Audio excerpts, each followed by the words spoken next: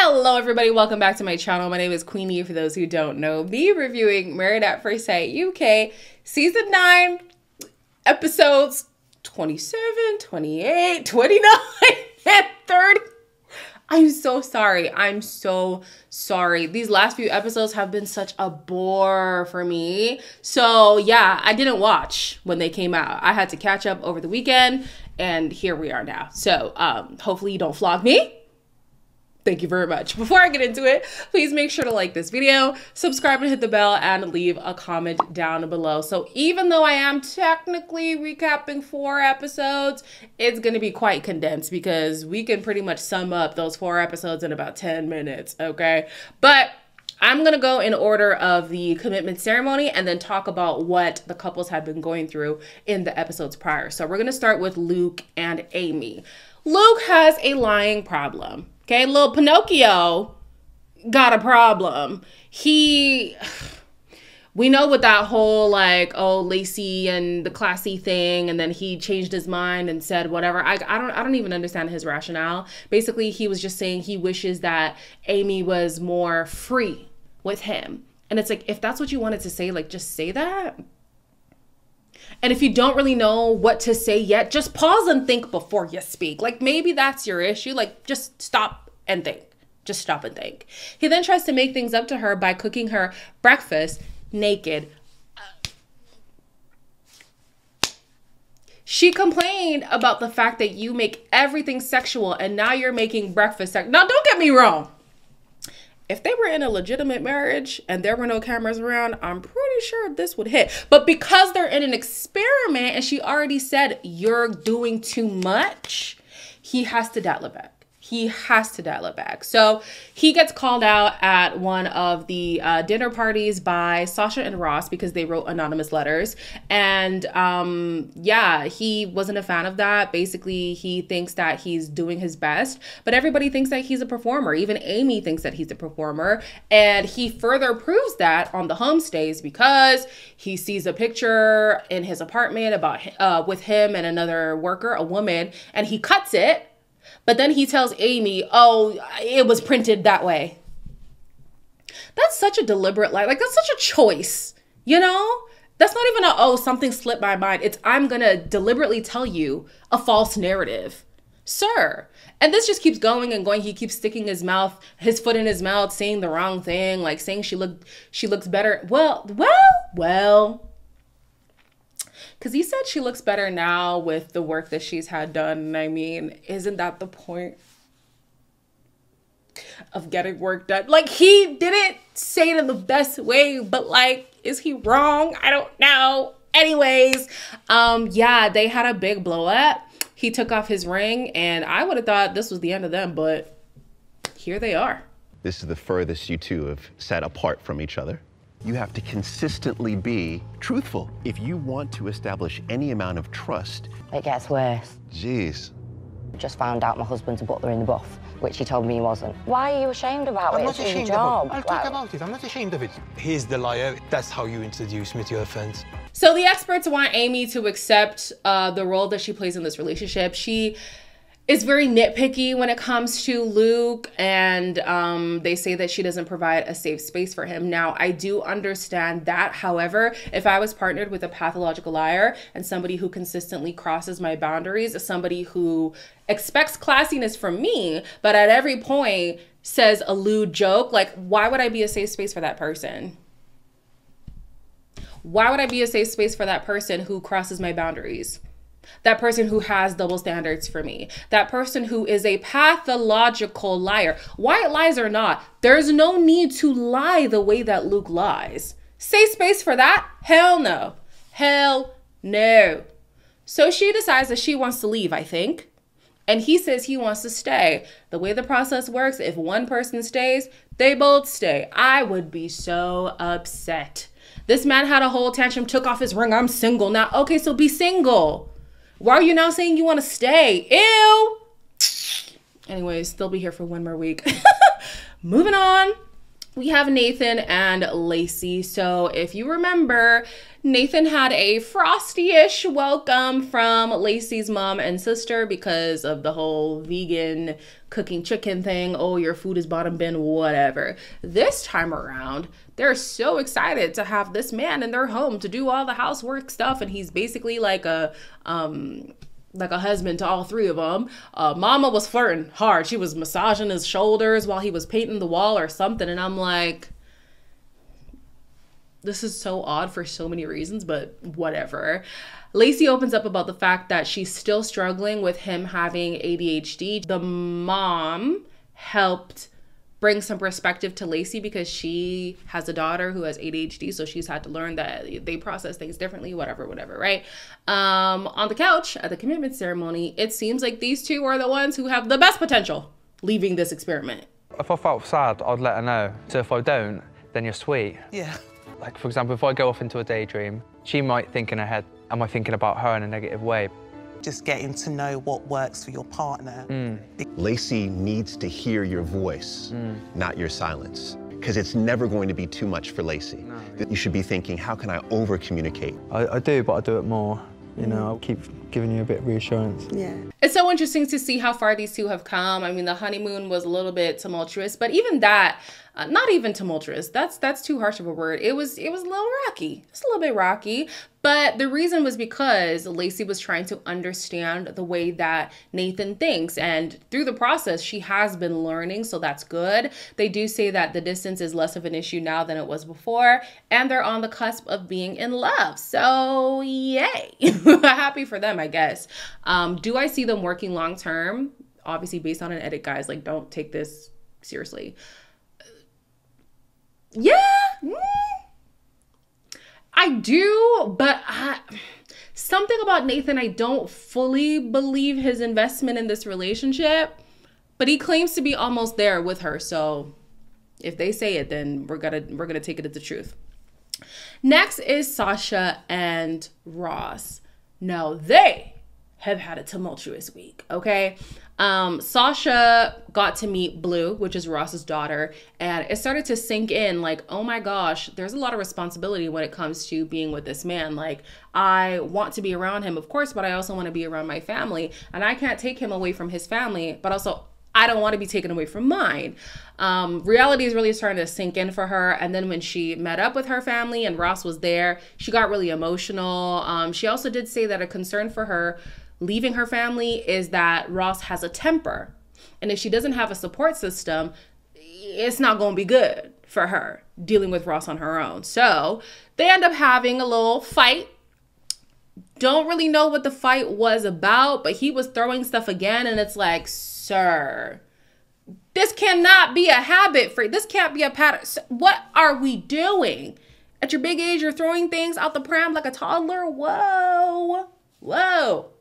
So anyways, they're talking on the couch and it looks like Sasha has had enough. I know that my emotional regulation is bad. When Ross gets a temper, food gets thrown at the wall, I get called names. He's got this attitude and this tone. He was calling me a little fake bitch.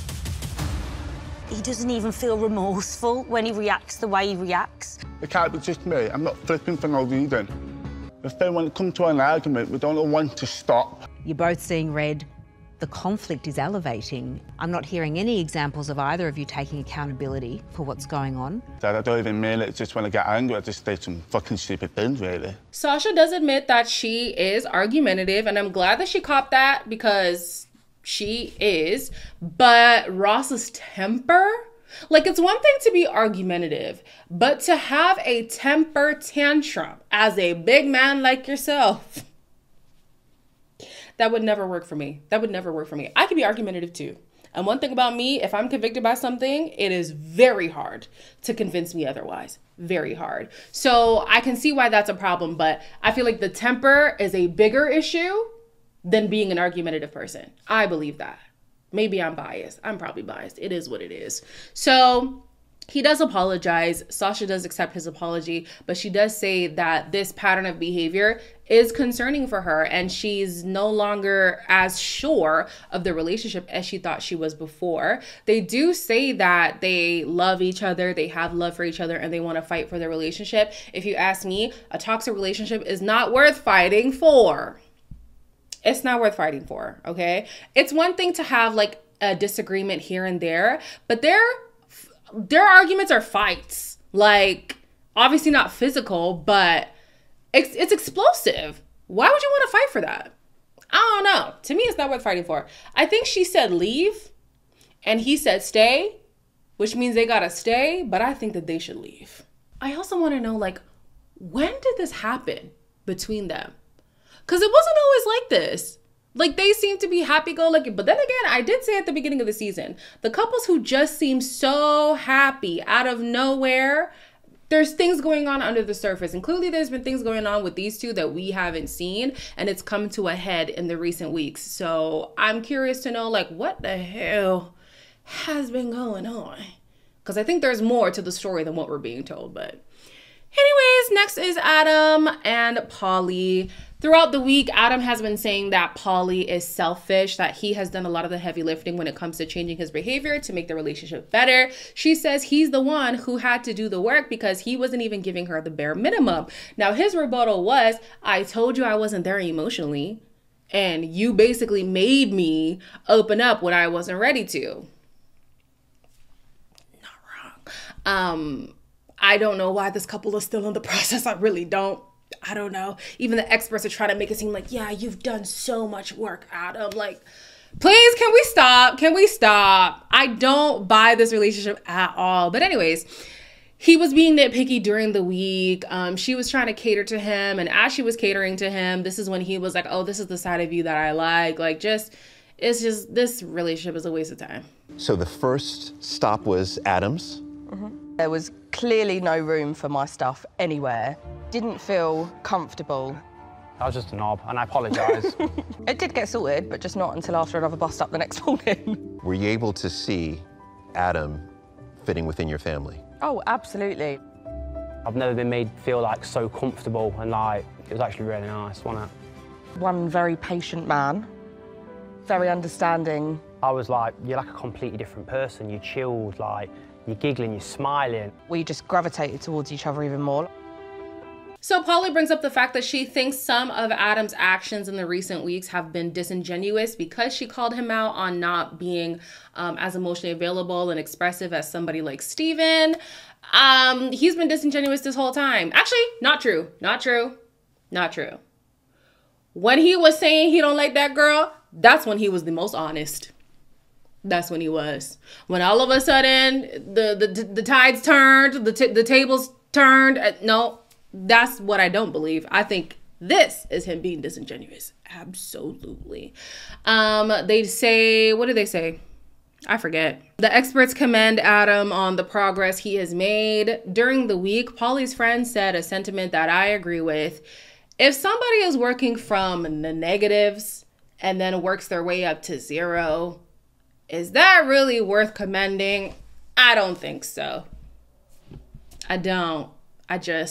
Yeah, if there's crap on the floor and we smear it around with a towel, there's still crap on the floor. Less crap, still crap. What are we commending here? But they both decide to stay, so we got them for one more week. Last on the couch is Kieran and Christina. They've been having a rough time. They did their homestays separately because at the dinner party before the homestays, they said that they do have a lot of love for each other, but they don't know if the love is enough. She really wants to fight for this relationship. Kieran is really in his head. He doesn't think that he has the capacity to handle what Christina comes with. He also doesn't like that she prioritizes marriage over personal goals. They also had another issue, but I forget. Yeah, it just seems like things were coming to a head in the last few weeks, and it's over. I've been in this position before, putting other people first all the time. My outlook on life is completely different. I believe that, yes, you should have to change yourself to be in a relationship in certain ways. That's not something I'm prepared to change because that's who makes me me. I just don't know how much I've got left in us for the amount of emotional support Christina needs. I have got better. No, yeah, totally you have. All I asked is to never be judged, to be accepted for all of me. I've done that for you. The experts were trying to convince Kieran to really fight for this relationship, but he just seems checked out. He says, listen, I know my limits. This relationship is my limit. I cannot deal with it, and it's better I cut myself loose than I drag you behind because I can't live up to your expectations or the kind of man that you deserve. And I think that that's fair. I think that that's fair. If you feel like you don't measure up, why would you stay somewhere? You know, like go where you fit. That's what I think. The experts were like, oh, Kieran, you don't need to be looking like 10 years ahead. You might not be here 10 years from now. Like, you need to be in the now. Aren't y'all supposed to be proponents of marriage? Like, marriage is an examination. Well, getting into marriage would require you examining if you can spend your life with somebody. Am I guaranteed to be here 10 years from now? No. But if I know in 10 years you're going to be insufferable, why the hell would I stay with you? Sometimes the experts just be saying stupidness. And I'm like, are you okay? Like, why would you guys say that? I was so confused. Anyways, he decides that no matter how good it is in the moment, actually, can he even say that it's good in the moment? It hasn't been good. So yeah, 10 years down the line, it doesn't look great, but also right now, it doesn't look great. He says leave, she says leave, they leave. It's interesting to see how things collapse so quickly between them, but I had my questions from the wedding. I did. I felt like something was afoot. I didn't think it would end like this. I would think like, I don't know. I didn't see that 180 from Kieran coming. I just would have thought it would be something else. I thought Christina would have had an issue with Kieran rather than the other way around. So yeah, that was interesting. The next few episodes are going to be the final dates before the last ceremony. Will I review them one by one? I don't think so. I think I'm just going to come at the commitment ceremony, guys. I think that's all I can handle right now. Yeah, we'll see. Play it by ear. Thank you for rocking with me as long as you have. I really do appreciate it. Like, comment, share, subscribe, as always. And I'll see you in the next one, whenever that next one will drop.